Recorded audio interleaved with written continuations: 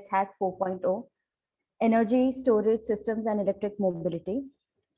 We have gathered to debrief about the problem statements which the faculties have given, on which the students will be working for the same. The agenda for the session is to decode the problem statements for the students to better understand about the problem statements so that they could have a proper functioning throughout the hackathon. I would like to request Dr. Debabrata Swine to brief us on the problem statement number 30, which is an intelligent system for energy monitoring and refilling. Shall I start? Yes, sir. Yeah, okay. Good morning, students and all other faculty members. So the particular problem statement that I have proposed is an intelligent energy storage and what is the exactly? Let me see. And just one second. Title I still forgot. Okay, fine. So energy storage and refilling. I think. Can you please repeat the title? An intelligent system for energy monitoring and refilling. Okay, thank you. So yeah, it's energy monitoring and refilling. That is, uh, what exactly I have planned actually in the particular system. So initially, when a person will drive their car, so during that time they will have to select their source as well as the destination. So from the Google Map, it will fetch out the exact distance between the source and the destination. And as per the destination and source distance, make a reading, or it will make a reading of the energy which is been stored in the particular battery. Then before that, we will have to make a calculation about the storage, which is about the energy amount of energy which is stored, or the charge which is stored. And before that, we will have to make a we have to prepare a data sheet about the distance. Then second one is an energy level. Then third one is the amount of crowd, because we have generally observed in the Google Map that is crowd which is shown is indicated by three colors. So one is red color, one is orange, and one is I think green. So green means no traffic, and orange means moderate traffic, and red means huge traffic. So we will assign certain weightage for the particular type of crowd which is between the source and the destination. So as per that, we will have to first gather the data, and after gathering the data, we will keep a threshold. That is, whenever suppose the amount or the distance which is calculated, suppose let's say 20 kilometers, and the distance which is, let's say, after, and the particular crowd, let's say green color. So how much energy it consumes to cover certain distance? First of all, we will have to prepare the data set. Then after, we will use a regression based model in order to find out in order to train the model, first of all, using the collected data. So after that data, after the model is built, we will use that model generally in order to in the car, in order to do the prediction about the distance, and the about the distance which has to be covered between the source and the destination. Then type of crowd, that is three colors which I have already indicated, and the charge remaining. So after that, it will find out a particular this value. It will find out a particular score through which we will measure that is it possible to cover that much of distance. If it is not possible to cover, then in that case, in between the source and the destination, whichever is the nearby your battery filling station, it will give a recommendation, first of all. Then after the recommendation will be given, if the user will once press yes, then two-way communication will happen between the particular user and the battery filling station. So if the particular battery filling station owner will give its confirmation, then a booking will be made, so that the searching time or the searching energy whichever has to be consumed, that can be saved. Suppose if it is if he will give the confirmation, it's good. Otherwise it will take a waiting period of, let's say, 1 minute or some few seconds we can keep. Then after that it will find out the next nearby station. So after that it will just find out the next nearby station. Again it will perform the same thing. So in this way he will get a confirmation about the from the particular charge filling station, so that the charge filling can be done in an efficient manner before covering the source and the destination. So this is all about the total problems that I have proposed. So if any queries are there, I'm here to answer those. Any participants who have any doubts regarding the problem statement may ask so.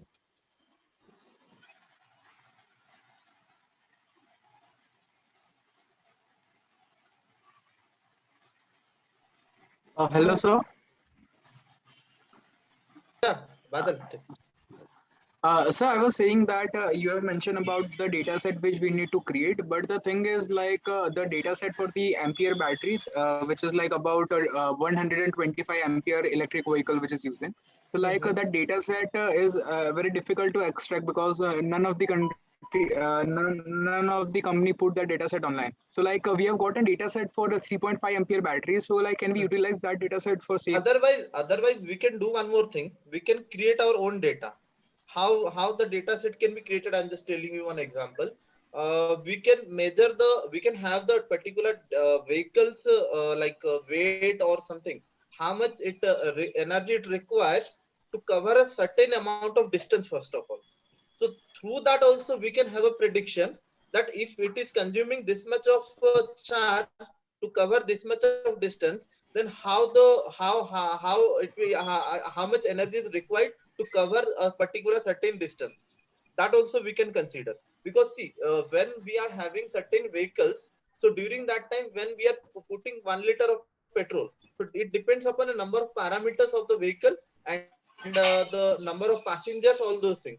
So if we can consider that thing, then also through that we can create our own data set also.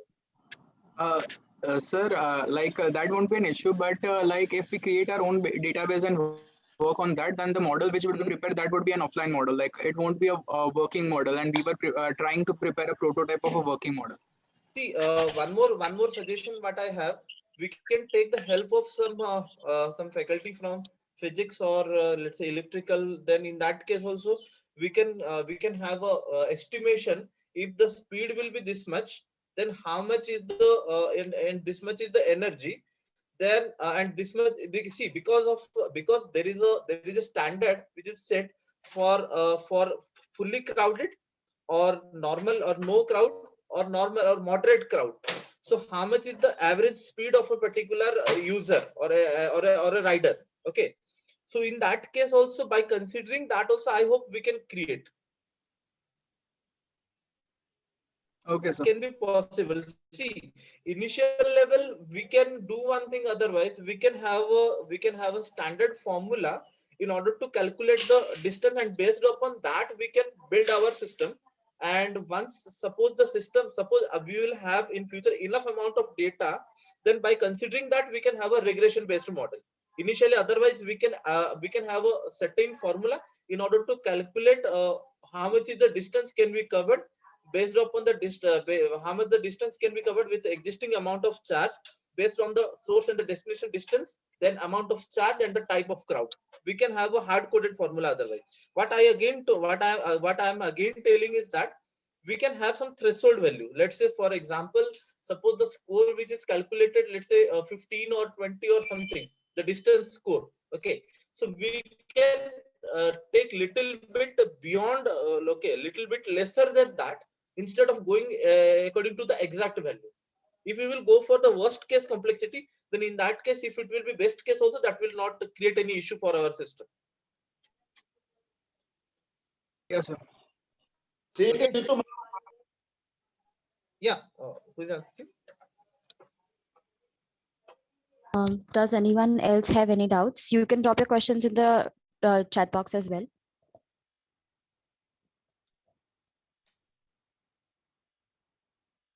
I think someone is having some question. I think from chat. No, sir, I think Okay, it's okay, part of our team. Yeah. okay. All right. Sir, I don't think anyone has any other questions. Thank you so much for briefing the participants on the same. Okay.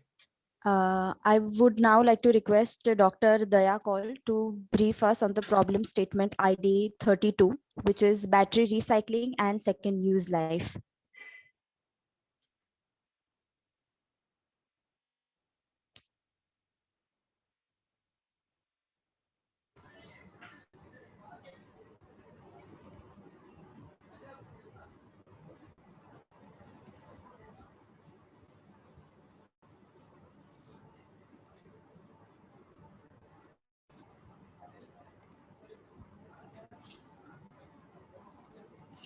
Can you let me share the screen? Yes, yes, sir.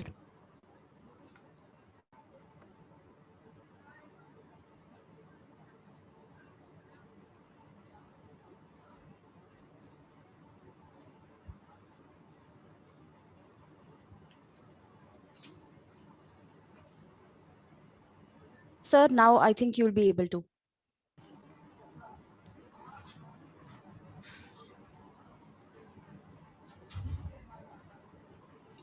Madam, the slide is visible. The PPT. Yes, sir, it is visible. Okay.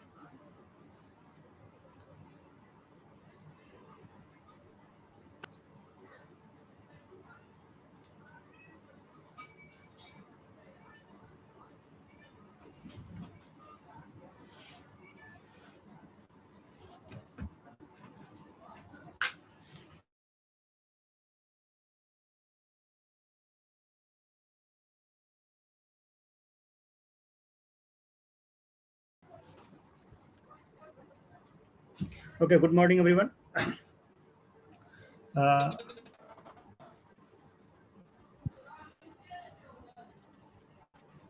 Morning, sir. Okay. So the project is related with the battery recycling and environmental challenges. Okay, battery recycling and environmental challenges. Okay. I think to my group mates, I have already shared many documents, okay, related to this field. Okay, let me briefly take you through few slides, which will tell you how to tackle this problem. Okay, what kind of work you have to do. Okay, what kind of work you have to do. So I'm taking work of your senior. He had she had worked on the bioplastic. Okay, okay, bioplastic. Uh, So the technique is called the bibliometric analysis. What we do is that we look at many published research articles and analyze all those articles using a software, okay, and uh, basically understand the challenges in the battery recycling and environmental footprint. So let me just tell you how this same concept had been applied in the bioplastic field, and you have to basically do similar exercise for this topic also. Okay, right? So what do you see here? Again, the bioplastic project, you see they have shown the number of publications over the years. So they have done analysis of more than at least 10 years data. So almost 10,000 to 20,000 documents have been analyzed, okay, using the software. And from those analysis, numerous graph are produced, which I'll be showing you. So what you see here is basically the number of publications in the area of the bioplastic. Okay, bioplastic, you will see that obviously the plastic is pretty dangerous to the environment because it is degrading the soil. It has become a menace for the ocean pollution, water pollution, and many things, right? So basically, how uh, important is the bioplastic is again indicated by the publication in this area. So people are just trying to find out really what are the alternative ways of the normal plastic, which is the petroleum-based plastic, right? So you see that number of publications increasing. It means that there's an increased interest in this area, and people are just trying to find out the way to produce the bioplastic so that the environmental challenge can be solved. So now you see another table here. Basically, so there are numerous chemical compounds which are being used to produce the bioplastic. Okay. So basically, by doing the analysis, you get to know that what is the most prevalent material which is being used for making the bioplastic. Okay. So what you see, for example, polylactic acid. If you see from the entire analysis of the document, the occurrence of this in the all 10,000 or 12,000 documents is pretty high. Okay, compared to others. What it means that somehow this compound is being given more importance in manufacturing of the plastic. Okay, manufacturing of the plastic. Okay, and if you see this table again, the similar occurrence analysis, but it's again the manufacturing process. What kind of techniques, what kind of the machine, the process is being used actually to produce the bioplastic. Okay, and if you see that, obviously again the one extrusion technique is, obviously you may not be aware of the all these terms, but once you go into the your area, basically you'll understand all these terms. Okay, mostly in the for example, it just tells you that the processes which are being used to produce the bioplastic, and it's just a ranking, but most preferred process is the extrusion process. Similarly here, how do you classify that once you produce the bioplastic? Basically, bioplastic obviously has to have strength so that it once it becomes wet due to the rain is not broken or become wet. Once it becomes wet, it destroys its content, right? For example, if you're bringing, let's say, pulse from market. Okay, if you are bringing a pulse from the market and somehow it catches moisture, then obviously the pulse will get destroyed because of the bacterial infection and so on, right? So you need to study the functional properties of the bioplastic, right? And it must have at least some similarities with the petroleum-based plastic. But we are also interested that bioplastic means that it has to get degraded in the environment easily. Once you throw after its life, then somehow it is biodegradable. It is going to go into the environment and it doesn't contaminate the environment, right? So still you see that all these are the properties which are being given preference, right? First, you see the the degradation is standing at the second, because obviously whatever plastic you produce has to have a mechanical properties also, right, to hold the material content. It's just not we are interested to produce a plastic which is only biodegradable, right? It has to have some properties also, so that whatever it is designed for serves the purpose. Similarly here, I think it's same thing. Okay, so you get I have shown you the top 10 or top 20 characteristic in this area, right? But if you want to see the entire data of this graph is produced by the software, okay, and the graph actually, for example, what you see here is the graph of the materials which are being used for the bioplastic. So you see the entire material is depicted in this graph. Okay, entire material is depicted in this graph. So in the table I showed you the top 10 or top 20 materials which are being used to manufacture the bioplastic, but here you can scan through the entire material which is being used for bioplastic manufacturing. Okay, so I have just shown you a very small table. Let me tell you that you can do many kind of analysis. You can do who are the most productive uh, scientists which are working in this area. What are the which institutes are working in this area? What countries are actually producing or working uh, strongly in this field? Okay, all this kind of analysis can be produced by this software, and software name is actually Vios Viewer, right? There are many, I'm just listing one. Okay, for example, SiteSpace again is another software which are used to perform this kind of analysis. Let me tell you how do we perform this analysis. Okay, so first of all, again we need to use a software. Viewer was the one which was used for this analysis, but there are several others, okay, which can be used, right? The document that I Sorry, showed sir, you, just to interrupt you. Mhm. I think how much time is more left, sir? Just Because we are 1 minute. I'll take just 1 minute, sir.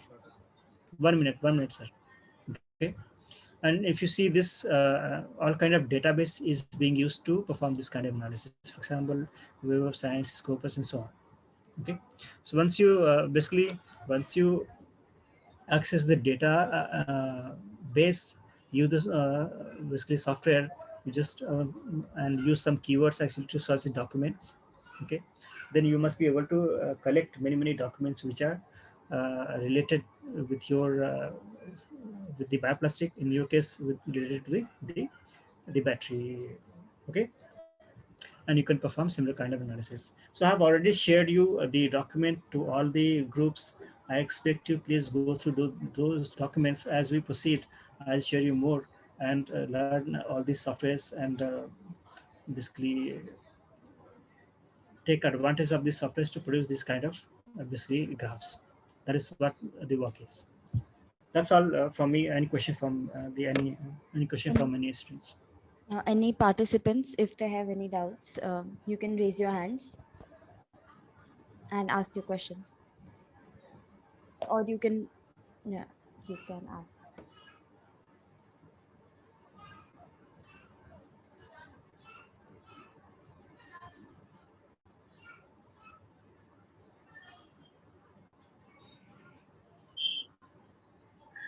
Good morning, sir. Hmm. Sir, do we need to work on this bioplastic aspect only? No. You have to work on the battery. Yeah. Recycling, and environmental challenges. So all the keywords has to relate with the battery. What kind of batteries are being used? What are the techniques for recycling? Right? What if they use different kind of battery? What are the pollution in the environment? Nee, that Okay. I understood, All but these are yes, sir. That I understood, sir. But according to this, okay, we'll work on the recycling of the batteries. It is not necessary that we have to work on the bioplastic aspect of that. We can work on any bioplastic. I've shown you that as an example. this is the work done by your senior. Okay. I've just given you an example As that an you have to example. carry out similar work for the battery recycling and environmental Okay, challenges. understood, sir. Thank you so much. Understood.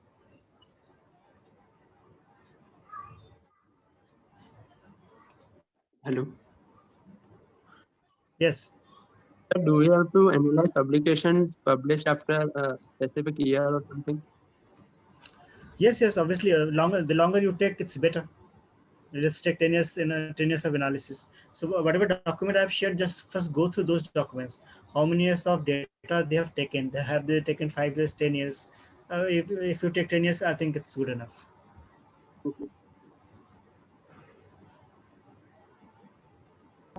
Does anyone else have any doubts?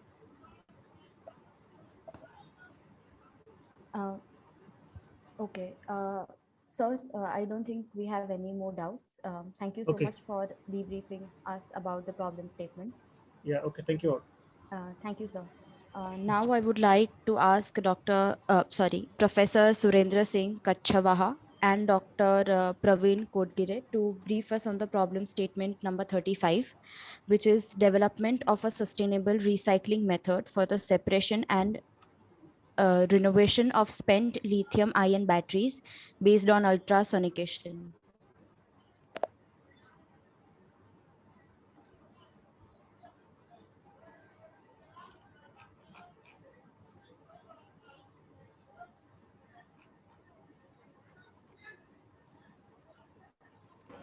Yeah. May I audible? Yes, sir, you are audible. Yeah. So, please, can say I want to share my slides in my explanation. Yes, sir. So you can share your slides.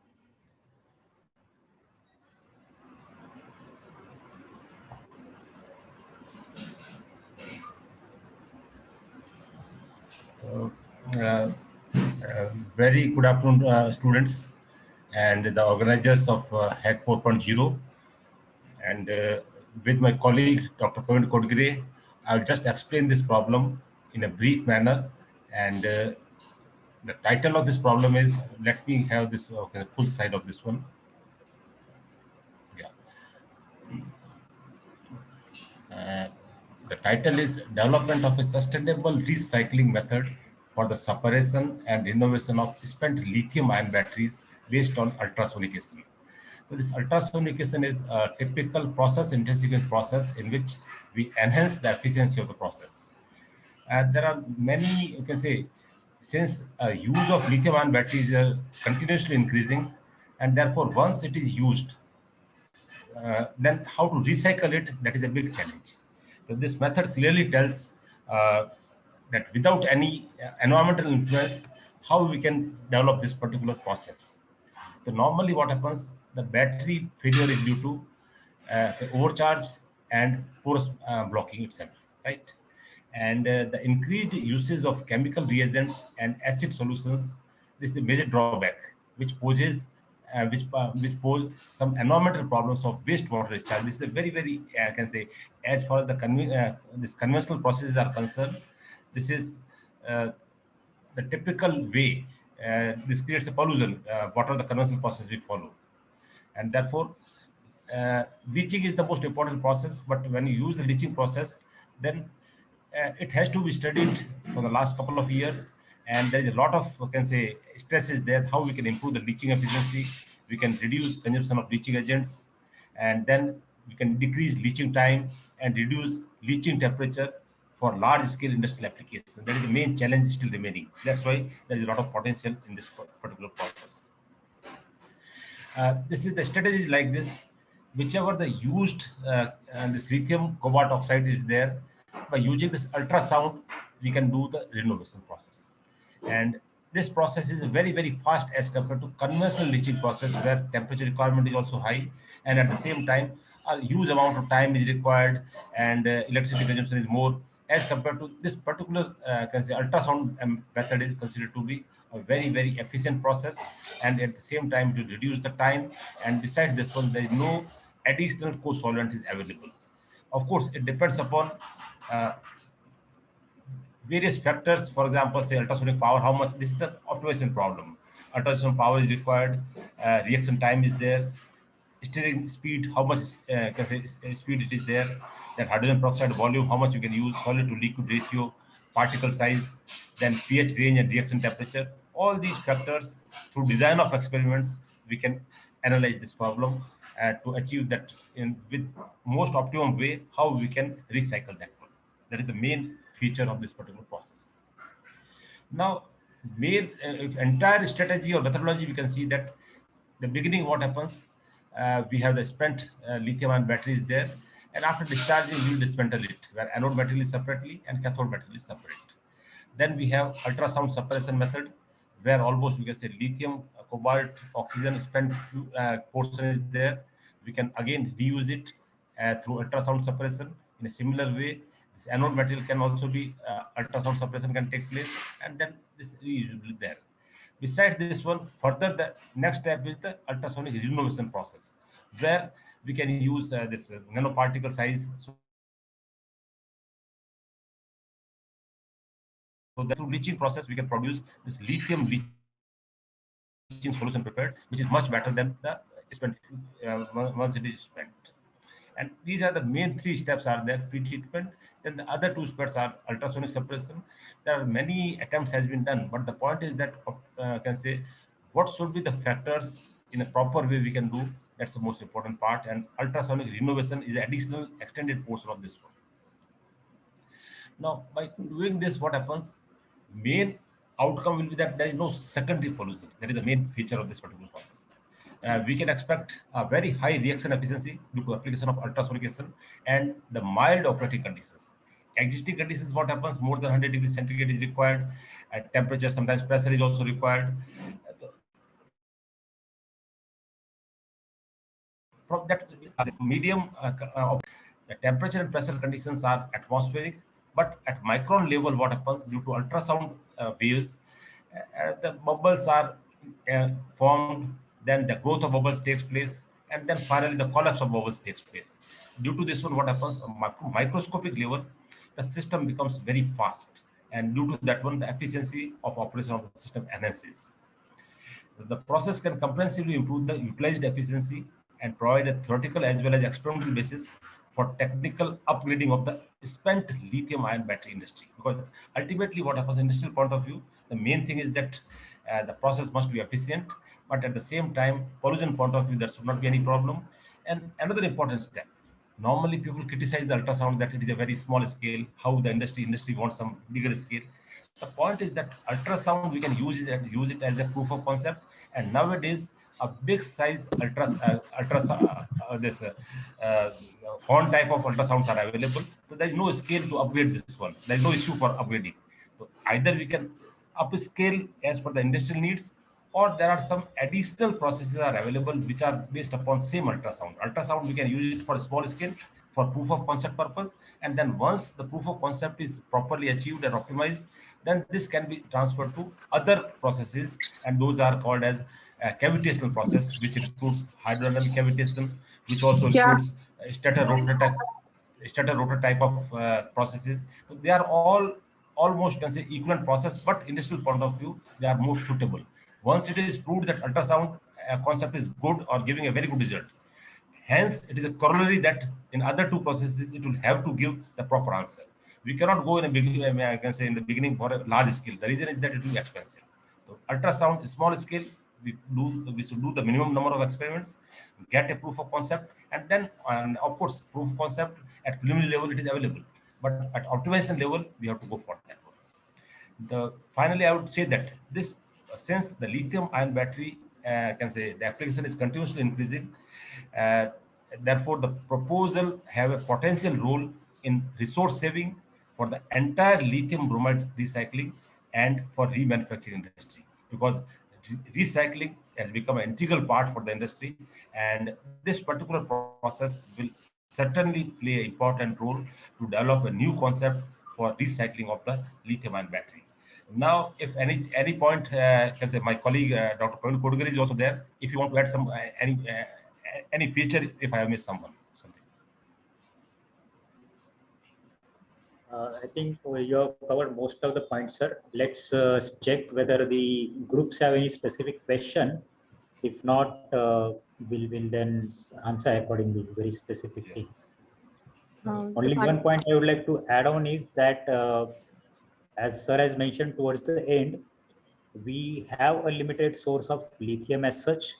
So this process, if it is developed with an industrial potential, and in that sense, we can become the large resource for the lithium supply, because most of the lithium will come for us for recycling and reuse purpose. And that's how we can become more reliant. That's what only one point I would like to add on towards the end. I would like to take the questions if you have any team members. If any participants have any doubts, they can ask sir regarding the problem statement. Hello, am I audible? Yes. Sir, the separation is regarding the this material, lithium cobalt oxide. So we are separating both the lithium and cobalt, or we are working towards getting the lithium only? No. We have to separate both lithium and this lithium as well as cobalt also. Because separation means each and every element you have to separate with high efficiency. That is the point. Sir. Yes, sir. Okay. Thank you, sir. Does anyone else have any doubts?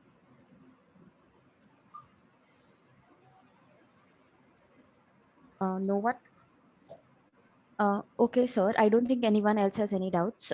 Thank you so much for the briefing. I would like to ask Dr. Mohindra Roy to talk about the problem statement number 1, which is prediction of remaining useful life of EV batteries using AI and ML algorithms. Hello. Am I audible? Yes, sir. Okay. Surendra, sir, I would request you to please stop your screen sharing, please. Okay. Thank you. Thank you so much. Mohindra, sir, you may continue. May I share my screen, please? Yes, sir. So, You'll be able to share your screen now. okay, fine. Okay, is it visible? Yes, sir, it is visible. Okay, thank you. Okay, so as the title of this topic is prediction of remaining useful life of EV batteries using AI and ML algorithm. So remaining useful life is basically to find out the the period which is remain for before it is like to replace or require for repairing. Okay, so that is the remaining useful life. So for that means it is maybe for machine, or here in this case we are going for doing this for batteries. Okay, EV batteries. So this can be predicted using many factors. Okay, if you basically based on data sets of existing machines, or here in this case existing batteries. Okay, so if you have the data set of degradation of means which have the information of degradation over a period of time in different cycles, okay, so then we can utilize that kind of information to make some regression. Based on that regression means that model, regression model, we can predict the new or unknown EV batteries, what may be their remaining useful life for means based on your the point at which you are going to determine your battery health. Okay, so as this graph suggests, so you can have the regression model like this based on your data sets, especially in this case will be EV batteries.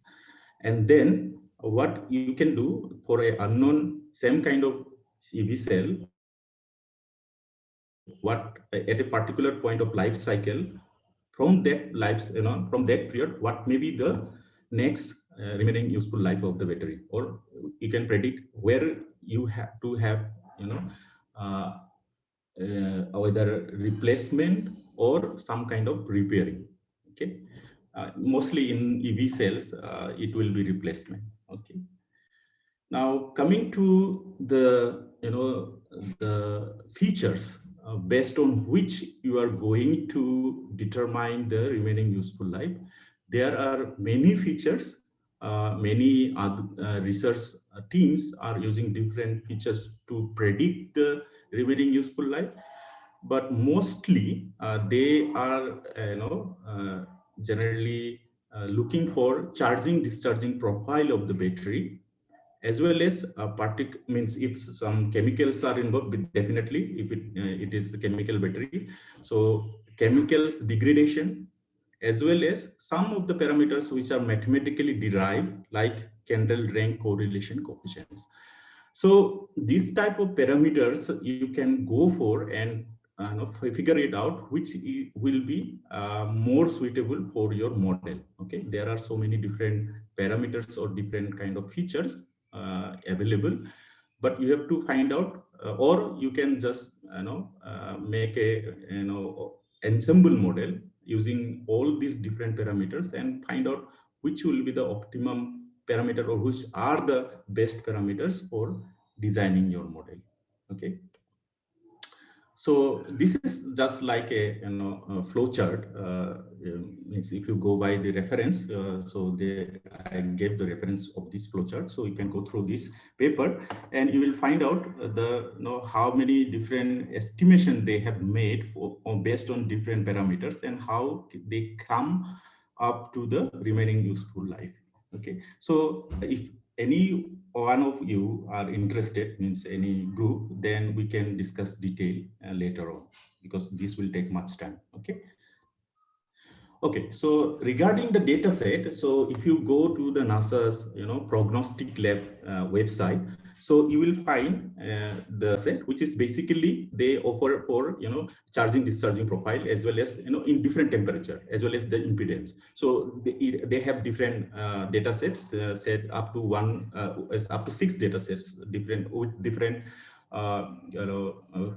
points, sampling points. So you can go through this data set and trying to figure it out, whether it is suitable for your model or not.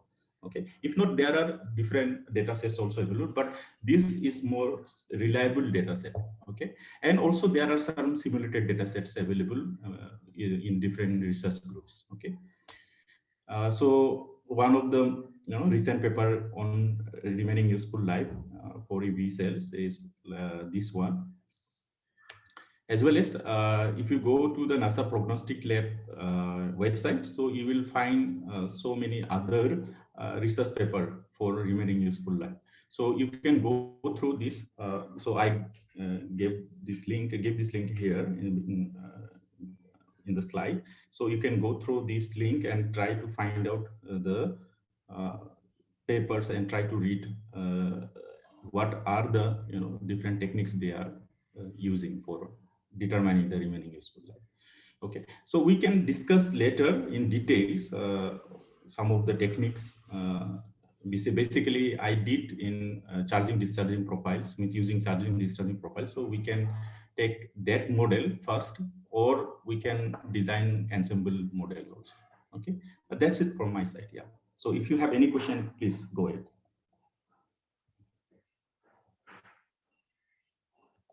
Any group, any question? Sir, excuse me, sir. Yeah, please. Sir, can you please share this slides, because for link access we need that. Yeah. Sure. No problem at all. Yeah, sure. Okay. Thank you, sir. Good morning, sir. Yeah. Sir, I was reading a research paper on RLU calculation, and sir, in that they discussed about 2 different types of model. In one model, they calculated the disintegration constant of the battery and then predicted the degradation of the battery. And in another model, sir, they calculated the degradation, the RUL based on the sensor reading, sir. So which one should we go for? So so if you have these physical devices, then it is best that you go for sensor model. Okay, so that will be more accurate. Okay, but the thing is that in these circumstances, whether it will be available for you or not. Okay. Otherwise, that will be the best idea if you have any physical device with all the sensors needed for that. Okay, sir. But sir, if we can find a data set that is based on that, then yeah, that will be the that will also work. Yeah. All right, sir. Thank you. Or some of you may go through some mathematical models. So there are so many mathematical models are also there for EV cell.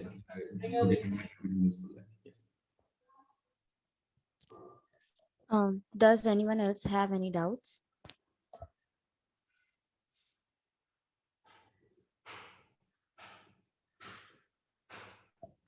Okay, sir, I don't think anyone else has any doubts. Yeah, thank you. Thank you so much. Now I would request Mr. Manuel to brief us about the problem statement number 2, which is user mode shift from conventional vehicle to electric vehicle. Yeah. Ma'am, may I share my screen? Yes, sir. Yeah. You may.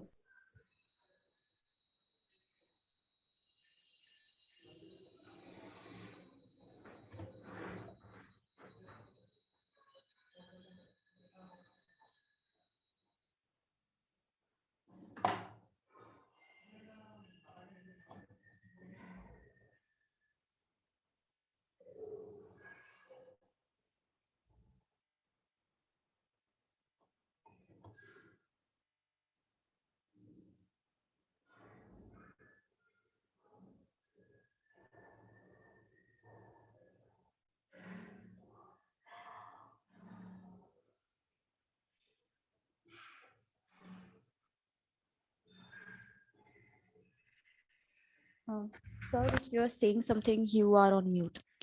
Oh, I'm audible now, right now? Yes, sir, you're audible now. Oh, Yes. okay. So very good evening to, good morning to everyone. So myself, Manivel, I'm from Transportation Engineering Division, Department of Civil Engineering. And my prime objective is, my research area is to improve the electric vehicle numbers on the road and to reduce the conventional vehicle, which is playing majorly right now. So to give a brief introduction about the problem statement 2, 3, 4, and 5, I would like to take you all through some basics, basic understanding about the electric vehicle and what is the present scenario of electric vehicle market in India. So electric vehicles are introduced globally to encounter or to tackle the environmental issue. Many of the countries, developed countries, so they are leading the electric vehicle market, and India also joined lately, but India is working in a rigorous manner to play a key role in the electric vehicle market. But if we see the number of electric vehicle,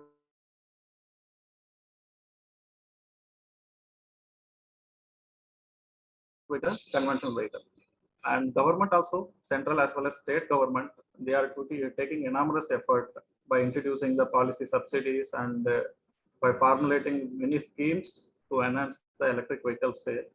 But still, we are not achieving the impressive numbers, and there are so many reasons for it. And the major reasons which we found from our study are: the first one is charging facility, the lack of charging facility, and another one is the range anxiety, right? And consumer perceptions towards the electric vehicle compared to the conventional vehicle, and the initial higher price of the electric vehicle compared to conventional vehicle, and the initial stage in the development of battery technology, especially for the electric vehicle, and very less or minimal number of vehicle manufacturer, as well as when the customer goes to the market to buy an electric vehicle, they are finding very less number of models in each segment. So these are the some as consumer point of view, they are feeling it's a concern. So I would like to brief a little bit more about the importance of charging facility, because many of the researchers and from our study also we found that the charging facility is the most concern to the consumer to go for an electric vehicle. We have a two type of charging facility. One is home-based charging facility, another one is a public charging facility. Unfortunately, the home-based charging facility, we need to go for a slow charging only, which will take a overnight to charge the vehicle. And public charging facility, in the same way, unfortunately, we don't have enough facility which is established. We are at the initial stage. Only few cities are having, in a few number of places, the charging facilities were available, and which highly concerns the consumers to take a decision to purchase an electric vehicle over the conventional vehicle. So with a small brief about what are the issues which consumers are facing. So our prime motive is to identify what are the prime concern of a consumer towards electric vehicle, and to find an optimal solution to overcome such barrier, so that the final outcome of increasing the number of electric vehicles on the road compared to the conventional vehicle will be achieved. And in align with this statement, so problem statement 2, user mode shift from conventional vehicle to electric vehicle. So this deals with identifying the user's need. Suppose if I feel that if I'm choosing a two-wheeler which is having a 100cc or 150cc two-wheeler to purchase, if I go to the market, I'll see n number of brands available. In each brand, there will be having a many models, and I have an ample amount of opportunities with competitive price. right? So I can consider one brand over another brand. I can consider one model over another model, and even I can consider what is my budget also. But this is not the case in the electric vehicle.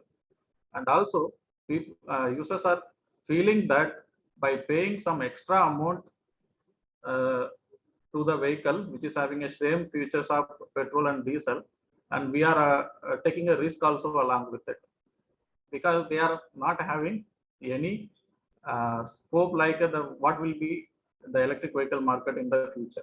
So what will be the maintenance and what will be the service for this vehicle, because we all purchase a vehicle by keeping a minimum target period of next to 5 years or 10 years. So after 5 years or 10 years, so what will be the resale of my vehicle?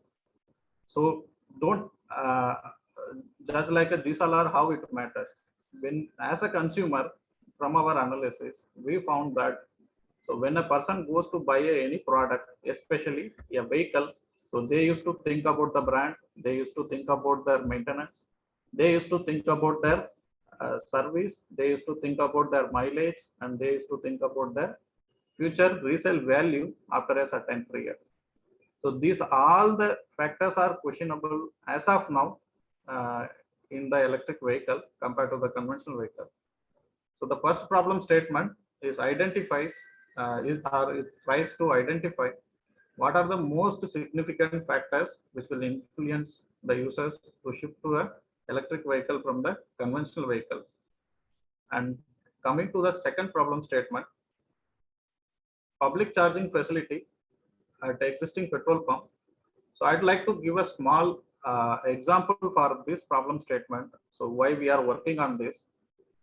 When the CNG vehicles were introduced, which had a very similar goal of reducing the environmental pollution. So at the initial stage, we were at the same situation of where the CNG, where we will get the CNG station, how we will refuel the vehicle. So slowly, the CNG stations are added into the existing petrol pump where the users were more convenient. They are regularly visiting the nearby petrol pump. If such facility is added, so they are getting a confidence. So it is very close to my residential area, or the refueling CNG or station is very close to my work office, or it is on my way of home to work. So I can consider purchasing a CNG vehicle.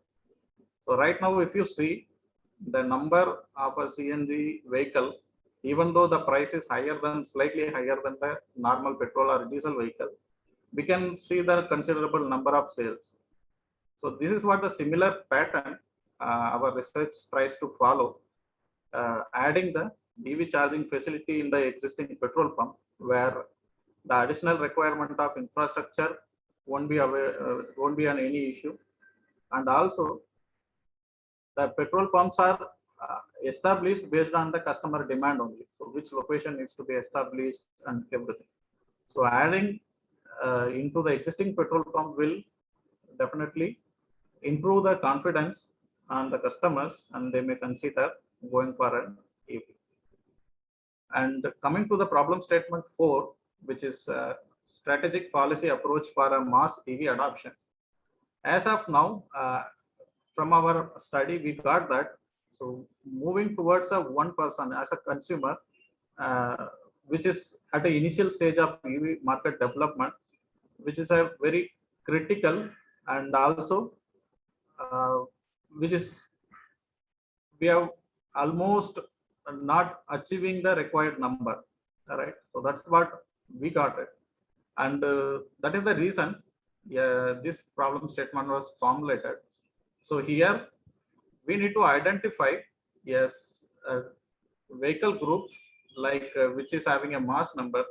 Say for example, whatever the vehicle which is going to purchase in future, for a government official purpose, it may be a car or it may be any minibus or bus. So all will be going to be an electric vehicle.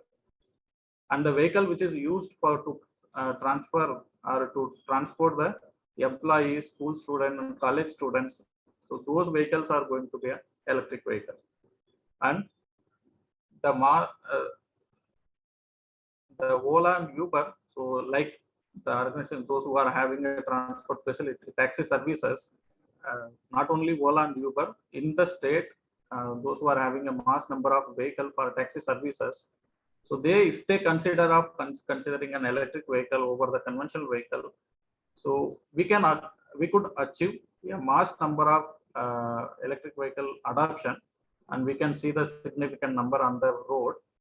In the same manner, this will create an awareness to the user, those who are using such facility. So they also may think in future, which indirectly will come to a consumer adoption of EV. Correct.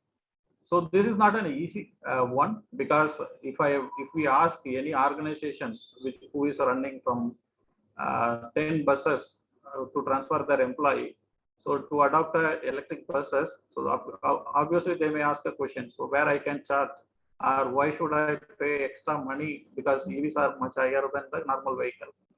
So to overcome this, we should try to identify a reasonable policy where the electricity supply subsidy can be provided, and the initial charging station establishment can be provided, and moreover the initial purchase price subsidy can be provided to a particular specific vehicle group. So such policy measures, how to make it. So this study aims to achieve that objective. And coming to the fifth problem statement, which is user acceptance on battery swapping method over public charging facility. Actually here, the problem statement 3 and 5 are interlinked. Public EV charging facility at existing petrol pump, and user acceptance on battery swapping method over the public charging facility. And even though we establish a public charging facility at the existing petrol pump or as separate facility, and the charging time is much higher than the refueling a petrol or diesel. So which is, if you pay as an average, as per our study, we found that 5 to 7 minutes the car users are waiting at the petrol pump, and 2 to 4 minutes the two-wheeler users are waiting at the petrol pump. But when this is not the case in the electric vehicle, so minimum 15 to 30 minutes time it will take to charge a car, even if we adopt a fast charging facility. So if you see, if there is a 5 or 6 vehicles on queue at the charging station, so how much time a person needs to spend to charge his vehicle. So that's a major another concern to the users. So even though if the charging facilities are available, the charging time is much higher than the means refueling a petrol or diesel. And the same case we have seen as a case study. We have observed to get a CNG facility compared to the petrol or diesel, the users are waiting for a more time. So we have selected a place and we observe. So what is the difference between waiting time between getting a petrol or diesel or getting a CNG? So it was significantly higher for a CNG facility to get a CNG service. And the same case will happen. The higher waiting time will be there in the to get a facility of charging. So that's the reason to reduce or to overcome such issue. So battery swapping method can be preferred over the public charging facility, either it at the existing petrol pump or at the specialized location, where if a customer goes where his battery is about to drain, so he can just exchange with the fully charged battery, right? And also we found that there are significant issues in adopting the battery swapping method, because many users may feel that they may have a new battery and the swapped batteries will be lower. And also we all know that with the course of time, the battery capacity will come down, right? So the users cannot predict how much distance the swapped battery will give. So they cannot make their journey plan properly based on the swapped battery. And also they have reliability issues with this method compared to the charging facility. So even though this have this many issues, there is a few advantages also. Like when worldwide, if the nationwide, the battery swapping method is adopted, then the initial purchase price of electric vehicle will come down drastically. So which is another concern of user, because users no need to purchase the battery, they need to lease the battery, right? So from the initial purchase price of vehicle, the battery price will be reduced, then the overall initial purchase price of vehicle will come down. This is a considerable advantage in the battery swapping method, but we need to significantly study and identify the things on that. Sir, sorry to interrupt you. Can you? Yes. Can Yeah, done, sir. But from my end, so this is what the problem statement which I have proposed, and this is what the briefing I would like to explain. If any student or any group of students are interested, you can approach, and we will have a bit order how to evaluate. Also, we have a required data which is we already collected, and just need to analyze and bring a meaningful conclusion. So this research is not just a theoretical; it has a scope of theoretical research, and it has a scope of patentable one, because designing a charging facility by adding a EV charging, so that's a patentable one, and having a method design is a patentable one. And also these two are business model, BSM battery swapping method, as well as adding the public charging facility at existing petrol pump. So these two problem statements can be worked out as a business model also, right? So that's all from my end. If any questions from the student, I'm happy to answer.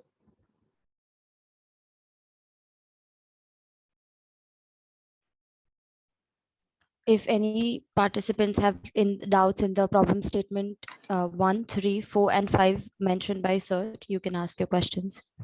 Hello, sir. Yeah. Yes. Sir, I have a doubt in problem statement 5 that we need to do any simulation or certain kind like that. So we need to do a modeling, not a simulation. We need to do a modeling in that. Okay, sir. So as you mentioned that we have to do the designing in problem statement 5. That is why I was asking. Yeah, yes. So that's another aspect. That's a byproduct of the outcome. Okay.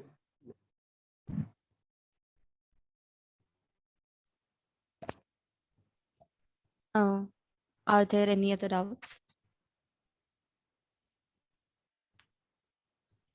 Okay, sir. Thank you so much. I don't think there are any other doubts. Thank you. Thank you for your time. I would like to request Mr. Anirudh Kulkarni to brief us about the problem statement number 6, which is statistical learning for accurate battery lifetime prediction.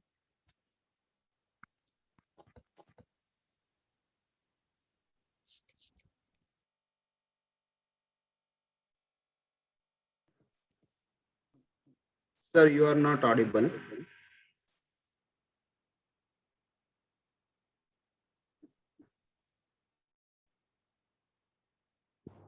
Am I audible now? Yes, sir. Yes, sir. Yeah. So, yeah, please accept my greetings, warm greetings, all of you. Very good afternoon. Introduce myself as Dr. Anirudh Kulkarni. I am from the Mechanical Engineering Department, School of Technology. The problem statement that we have given revolves around loosely the prediction of accurate battery life, by using numerical approaches. Now here I have prescribed the usage of machine learning, because that is something the state of the art approach, and can be looked into, right? So it's very well very well known that lithium-ion batteries are have wide range of applications, and primarily because of low and falling costs, and that they have high energy densities and long lifetime. So if you take, say, chemical, mechanical, or electronic systems, it is expected that batteries have a long life, but what happens is there is delayed feedback of performance and often months to years. So accurate prediction of lifetime using early cycle data would unlock new opportunities in the battery production, both use and optimization. So for instance, if the manufacturers can accelerate the cell development cycle, one can perform rapid validation on new manufacturing processes and sort new cells for their expected lifetimes. So the end users, they can also estimate their battery life expectancy. So this area, it's emerging still, and it's nascent stage. Obviously, there are various numerical approaches, and but the combination with machine learning is something which is being done right now, and this is a nice opportunity to grab on. What we intend to do is we intend to develop data driven models that will accurately predict the cycle life of commercial LFP, lithium iron phosphate batteries, graphite cells, using early cycle data. We will make sure that we do not feed any prior knowledge of degrading mechanisms. So we are expecting to predict fresh life, right? So there is a lot of data set available from many esteemed universities like MIT and Oxford. So, data is not something which is lagging. We have to come up with different data-driven models. That is something we intend to do through this particular project, right? And we'll be using machine learning techniques. Any other techniques related to machine learning, ANN or any other approach can also be used, right? And the output, the end product, will be to come up with accurate, models which predict the battery life more accurately. This is all I would like to say about this particular project.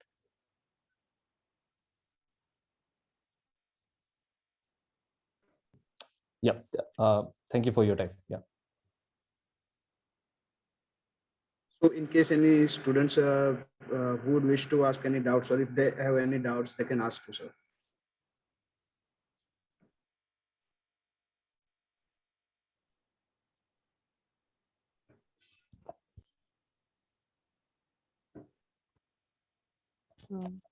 I don't think there are any doubts.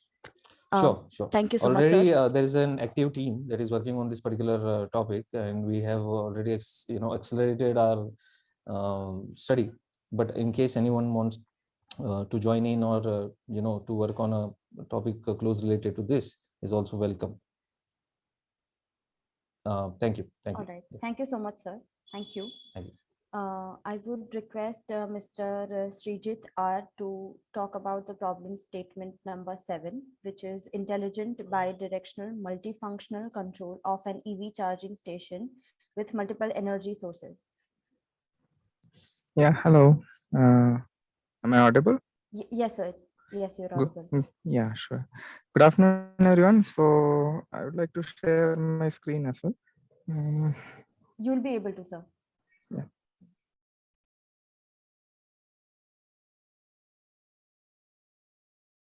So the slideshow. Yeah, so we have problem statement number 7, intelligent bidirectional multifunctional control of an EV charging station with multiple energy sources. Myself, Srijitar, I am from Electrical Engineering Department, SOT faculty. Okay, so the abstract which I have given was like, first of all, let me start from a basic idea about this. From where does this problem start? In your home, when you put when you turn on your motor pump, for a brief moment there will be a dip in your voltage, and you can see that your tube light glow will become like slightly dipped, right? So that is because of like a huge amount of current getting into like taken by that load, and that particular load or your motor, and it is affecting your home, right? That is for just for a momentary. Now you think of like now there are a lot of EVs are going to come, and along with that there will be a lot of renewable energy sources as well. So at a particular moment of time, if you think of like maybe thousands or even more than that, that much amount of electric vehicle is charging all together simultaneously at a one single moment. So what will happen to your grid, power grid? So that is really a questionable and problem. So how can we tackle that problem? That's the main query. Okay, so first of all these electric vehicles and even all the most of your laptops, mobiles, you name it, wherever you see, most of the loads are generally power electronic non-linear loads. Okay, so it takes non-sinusoidal currents. So for proper functioning of any equipment, you need a proper sine voltage and sine current. Okay, so if it is not the case, it can affect your grid and malfunction or damage your equipment as well. So now lot of these EVs are going to come and it is going to draw nonlinear currents, and then it can affect your quality of the grid. Okay, so that is what power quality issues. Now how can we tackle that? Can this we need EV charging station for charging the electric vehicles, of course, right? So can we use this EV charging station itself to tackle this problem? That's the idea, basic idea about it. Okay, so you can understand that like now with different scales of operation, like if it's a bus depot or if it's like a normal bus stand, bus stops, or maybe a farm, or based on the location or geographical area, you can have different renewable energy sources, right? You can plant different renewable energy sources. So can we utilize that to support this issue whichever is occurring on the grid? Okay, that's the main problem what we are trying to focus. So here the main idea is to incorporate multiple energy sources such as solar energy, wind energy, and energy storages, even diesel generators as well. So all these energy sources can be connected to your EV charging station apart from the grid, because you take power supply from the grid and then you use it for charging the vehicle. But can we use all these energy sources so that you will have less load or effect on your grid? So that is a basic idea. And if that is so, so at what level we can use, what are the different types of component we can use, what are the current standards? And may I ask you, like, do you know any charging station which is using any of the renewable energy source currently in India? In abroad they may be using, but in India also we have started in Nagpur. If I'm not wrong, maybe the last year or last to last year, Magenta Solutions, they have incorporated solar powered EV charging stations. Okay, so we need to make it a full scale. Now how do you implement it? Okay, so I'm showing one particular example where I was associated previously with IIT Delhi, where the research was going on. So this is a overall one basic example to give you an idea. So this is the what you are seeing here as lot of multiple switches. If you're having an basic electrical engineering background, you can understand these are all power electronic switches, IGBT switches devices, and this is a model diagram. So here you have your electric vehicles, and you have, this is a three-phase system. On to one side you can see there is a three-phase grid is there, and to the another side you have this is your EV charging station. This is the charging point. You can have a single phase EV charger, and solar power. You can use the solar power through a associated power electronic converter, energy storage system, wind energy system. All these things can be clubbed together, and you can have a bidirectional flow of control. First you can have a priority, first which should provide power. Maybe your PV array can provide power, and then later on your battery can provide power. And then if that is also not sufficient, you can take out some from the wind power. And if all these are not available, because all these solar, wind are all intermittent sources, you can so grid have the priority, right? So sometimes when grid is outage happens, when grid is not available, then your PV or energy storage system can support or augment the EV charging facility, so that your operation is not at all affected. Okay, and moreover, this can be used for rural electrification as well. You can supply these to the nearby home loads or lighting loads. So it's a pretty big idea. So what I suggest as a workflow is that you take idea from this concept and try to know what are the existing standards available in abroad as well as in India, and what are the, you can make a single line diagram as well as, and make a blueprint of the structure and concept wise, like what are the different working modes which are possible, and can you simulate it. It's well and good. So I am putting it as an open-ended question because it's up to you how much you can do. It's like concept wise you want to do, working model you want to do, simulation wise you can do. It's up to you guys. Actually, I'm not here to stop you guys. So this is all about my problem statement. So it's a great idea, and for upcoming electric vehicles, and you can use e-mobility and as well as energy storage system. If anybody have any queries, you can ask me. Thank you.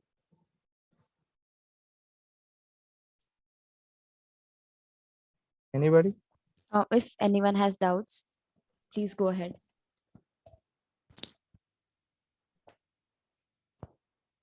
I don't think, sir, there are any doubts for now. Sure. Thank you very much. Thank you so much, sir. Good. Thank you.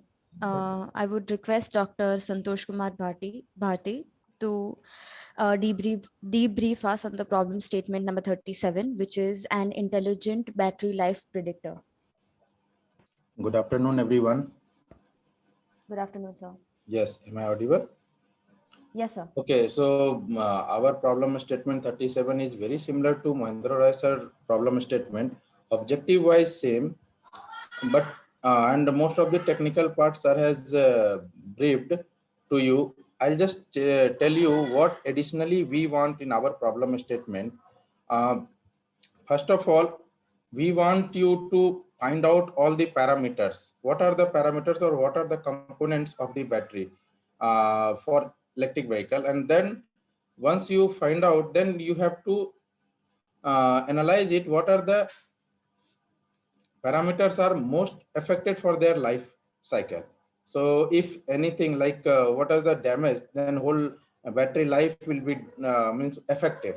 So that you need to find out, and for that you may use it sensor and all. Then sensor, you have to use various sensors, and sensor will tell you the what is the current position of any used battery, each and every parameter, what is the current conditions, and based on the condition we have some set of data set, and based on that we'll go for regression model and use regression model, and we can predict life cycle of the battery, any unused means unknown battery which is not the part of your training set.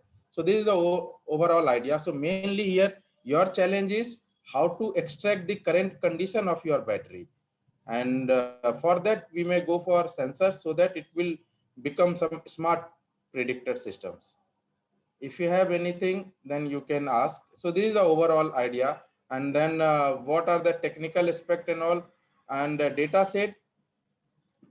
Suppose if we have some available data set, then fine. If we don't have, then maybe we can take one drain battery, one new battery, when some 6 month or sometimes used battery, and then we'll check the conditions of what are the parameter value of each battery, and based on that we can prepare a data set as well, so that it will train, and at the time of testing it can predict correctly.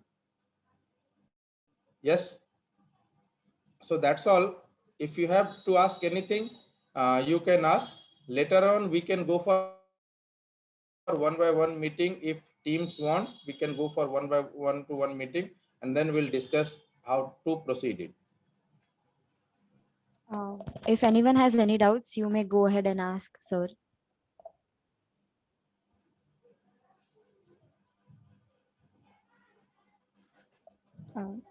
Sir, I guess there are no doubts for now. If there will be any, we will. Okay, thank you. See to it. Thank you so much, sir. Okay. Thank you so much, all the faculties, for debriefing the participants on the problem statements.